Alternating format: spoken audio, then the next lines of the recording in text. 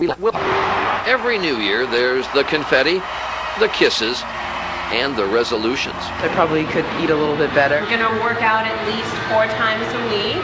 America's #1 resolution is to lose weight. After all, 2/3 of Americans are overweight, and diet and food companies wasted no time pushing their products almost as the ball was falling. But if low-cal cereals and diet plans don't work for you, you should know about Brian Wansink, author of Mindless Eating, and the new head of the Government Center for Nutrition Policy and Promotion. In other words, he's... Nutrition Swami. And he's here to help. We're going to probably need to get going here. At some point, it comes down to not just knowing what to do, but actually doing what you're supposed to do. And that's where I've spent 20 years of my life focusing on how we get people to actually change their behavior.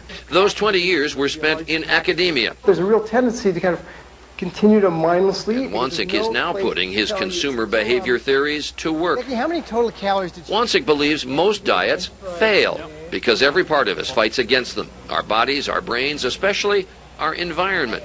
His research shows Americans make food choices unconsciously, not based on how hungry they are. You took a lot of little bitty items, whether we're eating off of a bigger plate or whether the lights are bright. These are the kinds of cues that lead us to eat, in some cases, just a couple hundred more calories a day than we otherwise would. He's found that people will take 25% more pasta if their plate is 2 inches wider.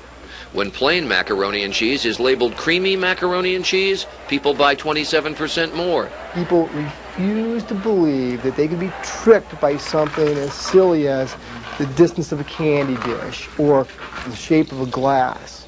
And it's because they believe they're too smart for that to happen. That's one reason why these things have an incredibly reoccurring impact on us. Do you mind if I ask you a few questions? Wansink has worked hard to convince everyone that mindless eating is adding inches to waistlines. If you can see that just making certain small changes can have this ripple effect in your life, man, that's doing people a tremendous service that goes way beyond nutrition and physical activity and health.